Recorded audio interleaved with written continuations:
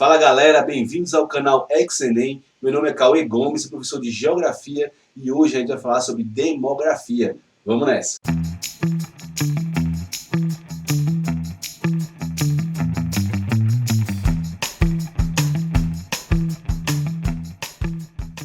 Então galera, os estudos demográficos, o estudo da demografia, que é nada mais do que o estudo da população, né, o estudo do comportamento do povo, da população, através de análises quantitativas e análises qualitativas desse comportamento.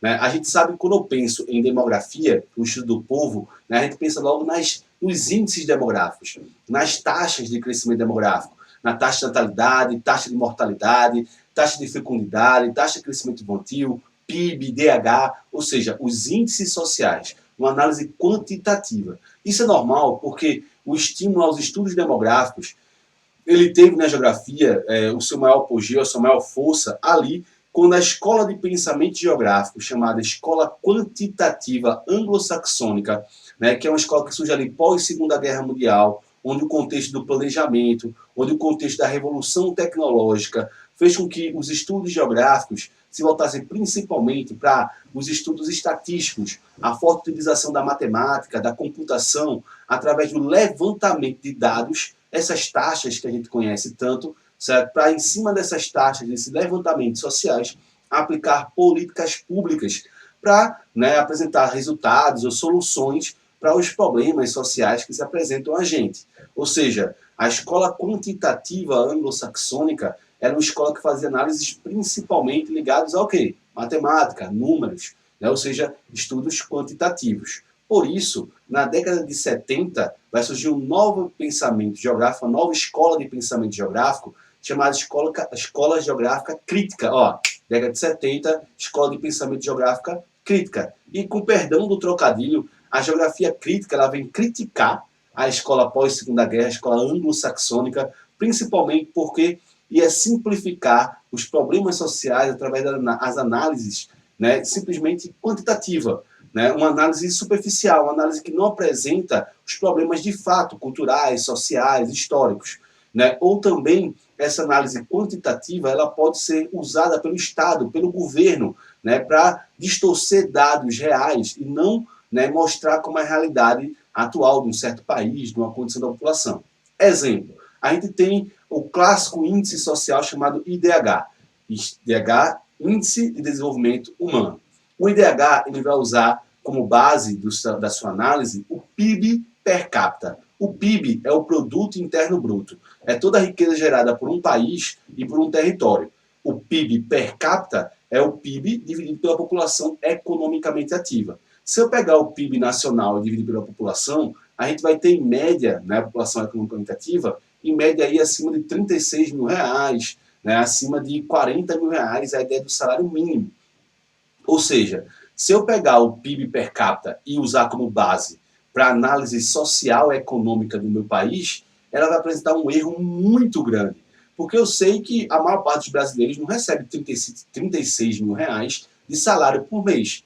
É por isso que eu preciso fazer outra análise de dados, como, por exemplo, o índice de Gini, ou o índice de Gini, que avalia a concentração de renda e a desigualdade do país. E aí eu pego esses dois dados e faço uma análise mais qualitativa. Ou seja, beleza, a renda per capita deveria ser essa, mas a realidade salarial do país é essa, o que mostra uma concentração de renda, certo? Tentei simplificar a ideia de como, por exemplo, eu posso distorcer alguns dados, algumas realidades, através das análises sociais. Por isso, a demografia tenta fazer uma análise quantitativa, levantamento de dados sociais, mas também qualitativa, contexto cultural, histórico, as relações que existem no país, midiáticas e por aí vai.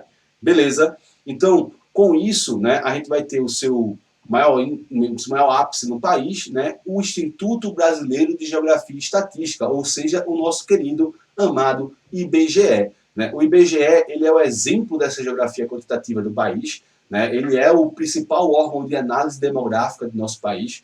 Por isso que quando você receber o cara do censo, receba ele com educação, receba ele com carinho, ofereça água para o cara, porque as informações que ele pede, eu sei que são muitas perguntas, e mesmo assim, com tantas perguntas ainda às vezes pode gerar algum tipo de erro, é necessário que todo mundo participe para que a gente tenha uma análise real do que acontece no nosso país e que a gente tenha acesso a isso também, certo? Né? Então, só alegria, demografia é o estudo do comportamento da população. E quando eu penso em população no mundo, galera, a palavra-chave é heterogênea. A palavra-chave é desigual. Enem, vestibular, globalização é heterogênea, desigual. A população e a demografia também. Não esquece disso. Por exemplo, se eu pensar em distribuição da população, ela é desigual. Eu tenho muito mais gente concentrada em alguns lugares e outras regiões bastante vazias. Se eu perguntar, por exemplo, sobre acesso econômico à globalização, a gente sabe que tem países que nem internet tem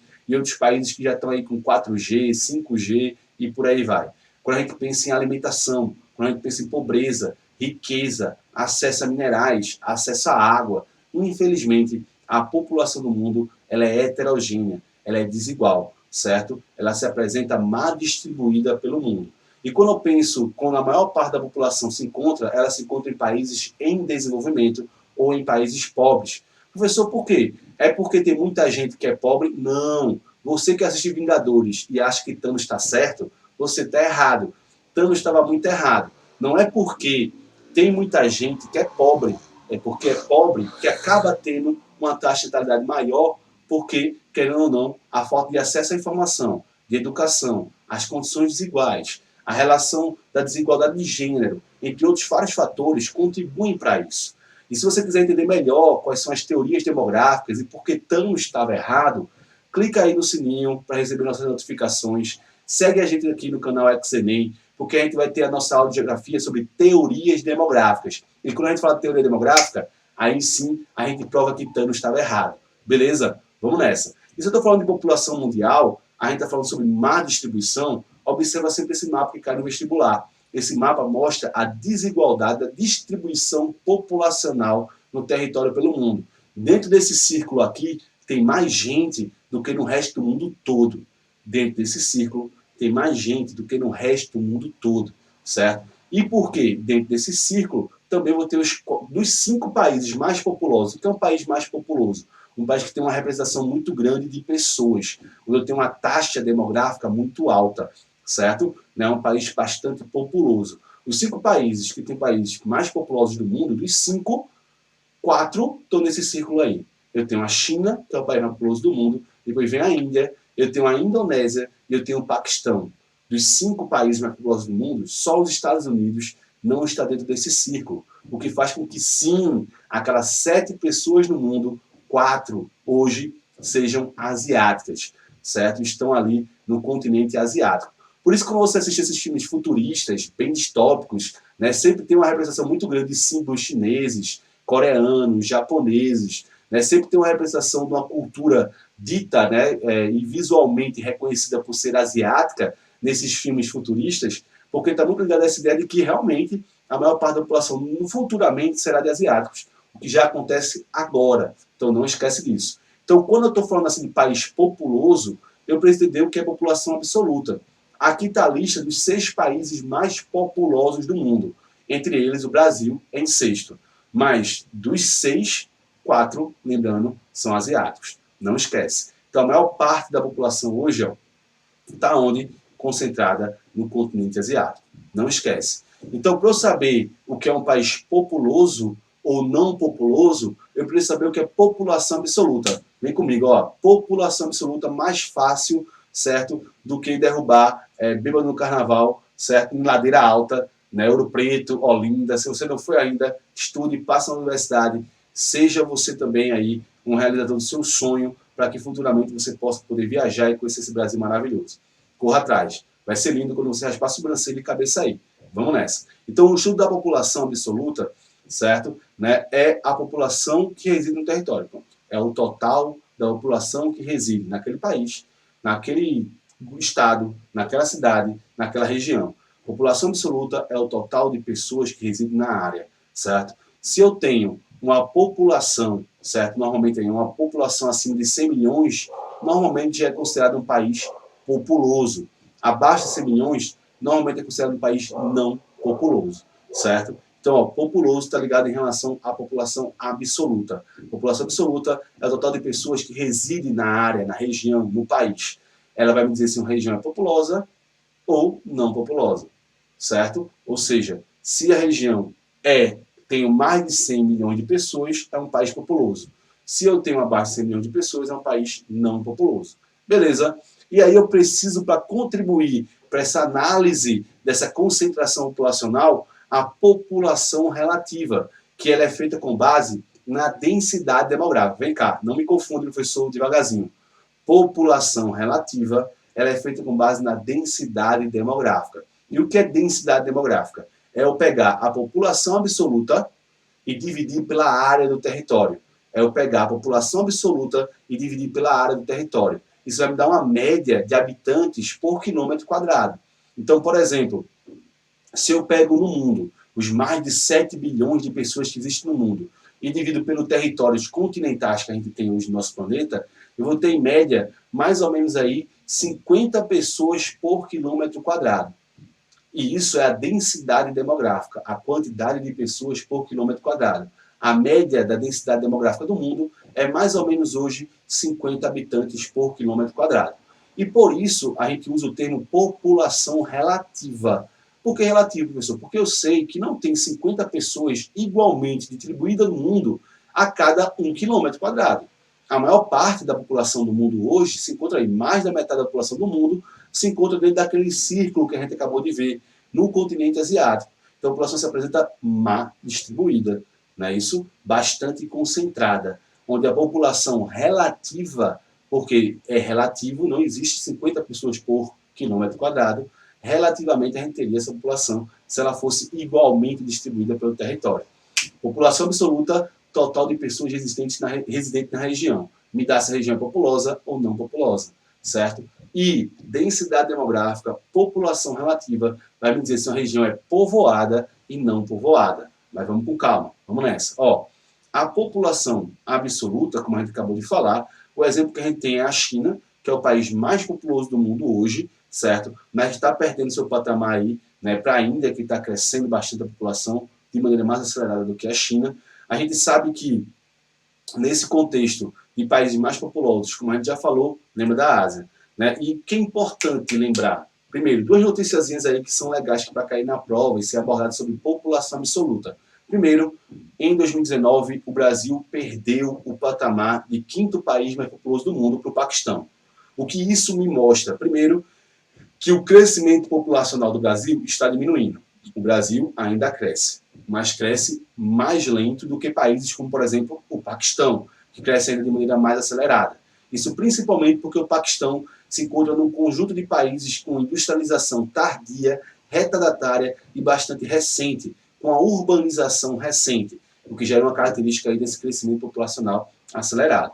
Por exemplo, a própria China, certo? Que futuramente, ó, mais ou menos aí em 2022, 2025, a Índia provavelmente vai ultrapassar a China como um país mais populoso. Por quê? Porque a China ainda tem resquícios da lei de filho único, né? Querendo ou não, por mais que a lei não exista mais hoje na China, a lei foi abolida na China, né? A lei de filho único, não esquece, a família chinesa se estruturou dessa maneira, né? A cultura, o planejamento familiar modificou. Então a população chinesa hoje ela está bastante o quê? Envelhecendo, né? A gente vai ter o quê? O número de jovens caindo na China.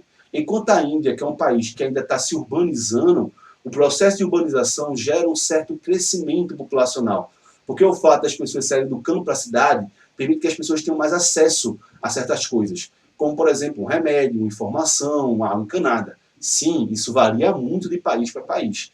Mas esse acesso à urbanização permite que a taxa de mortalidade diminua e, com isso, a população cresça, que é a fase que a Índia está se encontrando aí, certo? Então, com isso, eu tenho duas coisas que estão ligadas à população absoluta, a queda do Brasil, para 6º lugar, desde o ano passado, não esquece, o fator de que o Brasil está diminuindo o crescimento populacional, porque já é um país industrializado, né, que é um país com características sociais em desenvolvimento, mas é um país que tem sua indústria fortalecida, é um país urbanizado, e a tendência do Brasil agora é a diminuição da taxa de natalidade.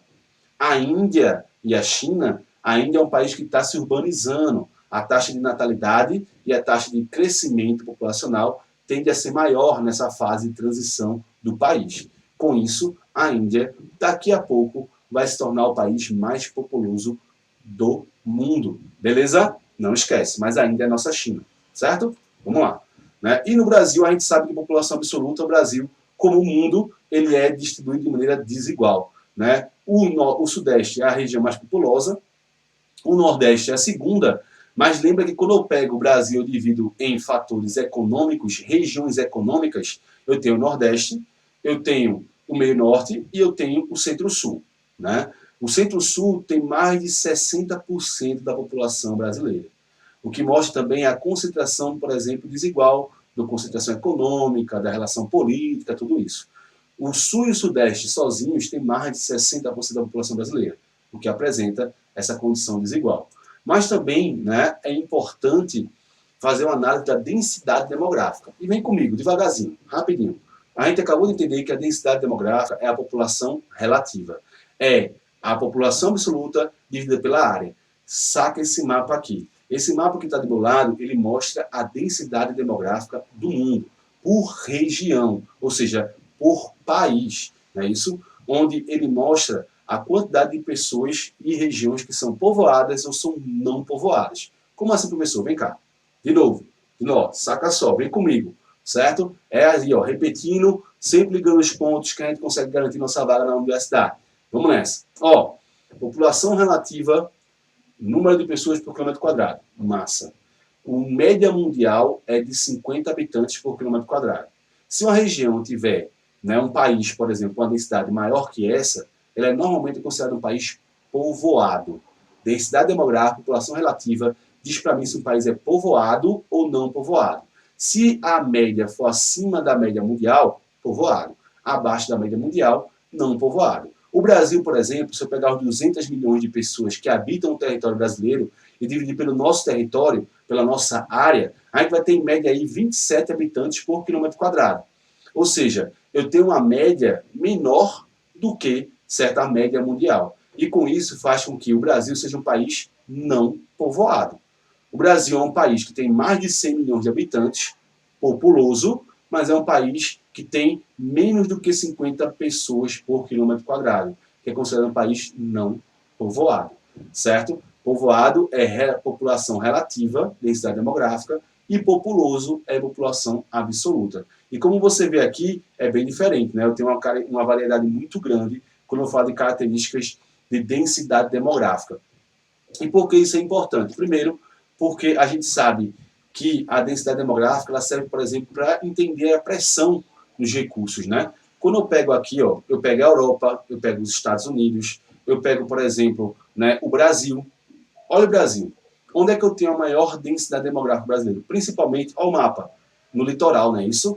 Né? A nossa população é bastante concentrada no litoral. Então, quanto maior concentração nesse número de cidades que ficam no litoral, maior pressão, por exemplo, nos serviços, na estrutura urbana. Né? A gente acabou de ver na aula passada, quem acompanha o canal, segue o canal, a aula de urbanização, que a gente viu que a macrocefalia urbana é o inchaço urbano. É quando a estrutura urbana não consegue fornecer condições para a população morar e residir nela. É quando tem muito mais gente do que a cidade consegue, né, absorver, ou seja, a macrocefalia urbana. Isso está muito ligado com a densidade demográfica, porque são as cidades onde tem o maior adensamento urbano. Por exemplo, Taiwan. Né? Ó, a cidade de Taiwan, né, ela tem uma densidade tão alta que, por exemplo, o transporte utilizado é principalmente moto. Imagina isso com carro, certo? Né? Quando eu penso, por exemplo, na China, que é um país extremamente denso, que hoje tem 1,5 bilhão de pessoas, mas a maior parte da população hoje se encontra na zona econômica especial, na zona que concentra principalmente a industrialização, eu vou ter mais de 1 bilhão de pessoas hoje nas cidades da China. E a China é um país que se urbanizou recentemente, né, e as cidades são o quê? Com muita gente concentrada principalmente no Sudeste. E aí isso está gerando características, por exemplo, de favelas verticais chinesas.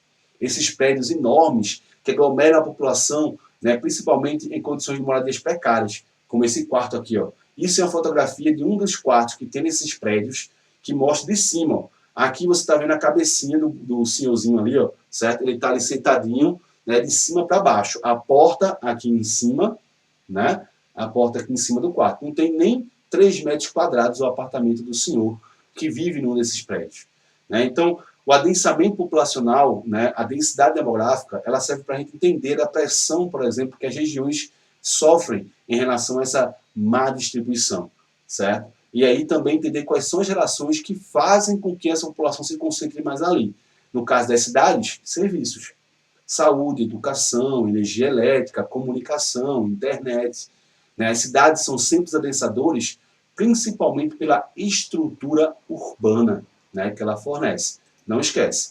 Mas além de a gente ter esse forte adensamento populacional, essa concentração nas cidades, o que gera uma pressão nos serviços, a gente também tem o contrário, os problemas gerados pelos vazios demográficos.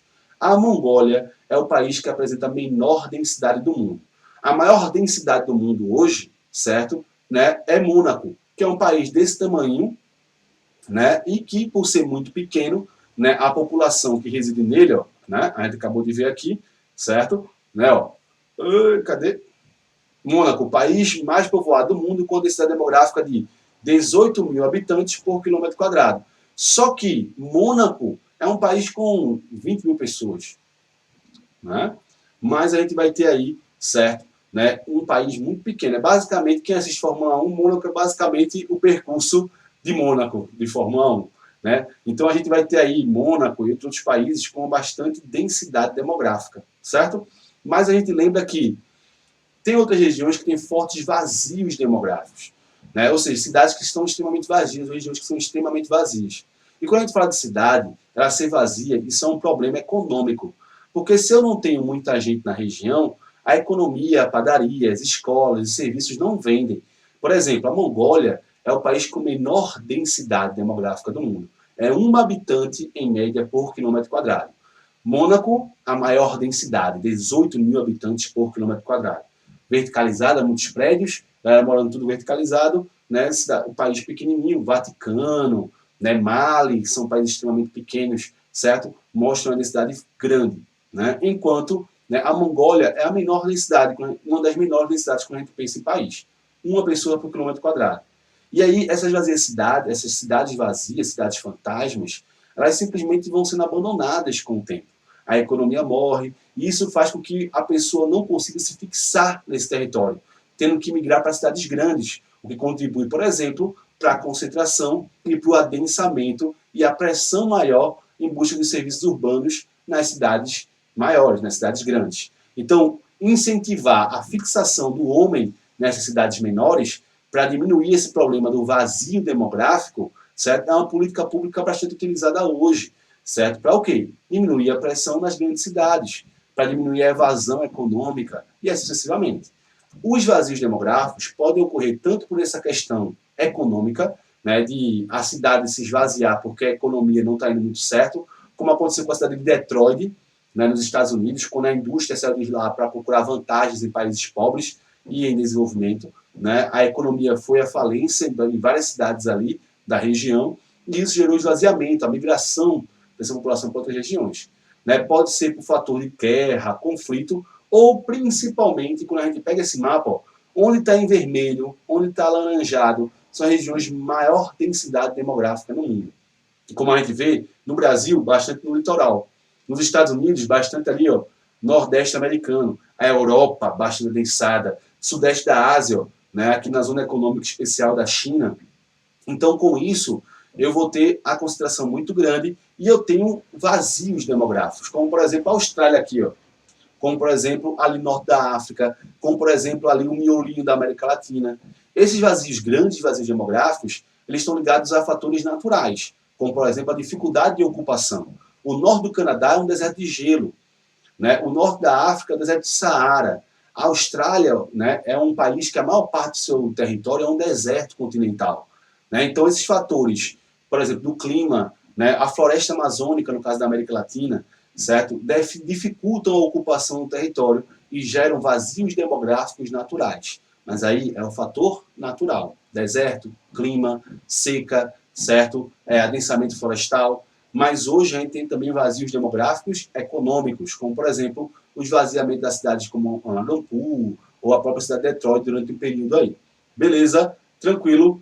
Só alegria. Então, ó, oi, volta aqui. Então, lembra que quando a gente fala disso do Brasil, o Brasil tem dois vazios demográficos, né? A gente vai ter, certo, o norte e o centro-oeste, com uma população de 8 pessoas por quilômetro quadrado no centro-oeste e uma população de 4 habitantes por quilômetro quadrado na região norte. São os nossos vazios demográficos, né? A população brasileira é concentrada, é mal distribuída. O Brasil não é povoado, né? Então não esquece disso. Vamos nessa. E aqui, ó, o que é legal lembrar para a prova, atualidades, que é legal associar a ideia, eu vou ter, né, você já deve ter visto isso na internet, alguma propaganda desse tipo, né, de compre uma casa na Itália por 5 euros, compre uma casa na Itália por 1 euro. Isso é mentira, professor? Não é. Né? Isso, na verdade, existe, né, e também faz bastante diferença na Itália como política pública de ocupação territorial, de diminuição dos vazios demográficos. A Itália, né, também tem vários sítios históricos, cidadezinhas pequenas no sul da Itália, cidades que estão muito ligadas ao turismo, uma economia bastante sazonal, que tem aquele, né, crescimento econômico no período do ano e outro esvaziamento, faz com que boa parte dos jovens que residem nessas cidades pequenininhas se desloquem para as grandes cidades. Mas existe a necessidade de preservar e também manter a economia dessas cidades funcionando. Então, uma política de incentivo é o governo vender, né, essas casas por 1 euro, 5 euros, ou também a propriedade privada vender.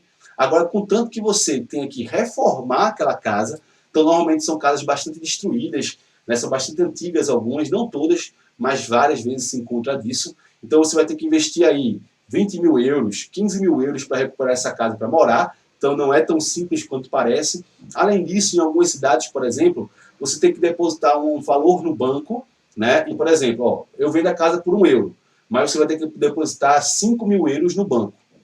E você só vai poder tirar esses 5 mil euros se você passar 5 anos morando na Itália. Estou só aqui fazendo uma exemplificação dessa política.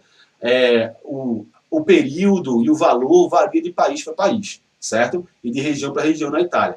Então, assim, se você, nesses 5 anos, sair de lá da cidade, você não recebe o dinheiro de volta. Se você passa 5 anos morando na cidade, você recebe depois os 5 mil euros com juros e correção monetária de volta.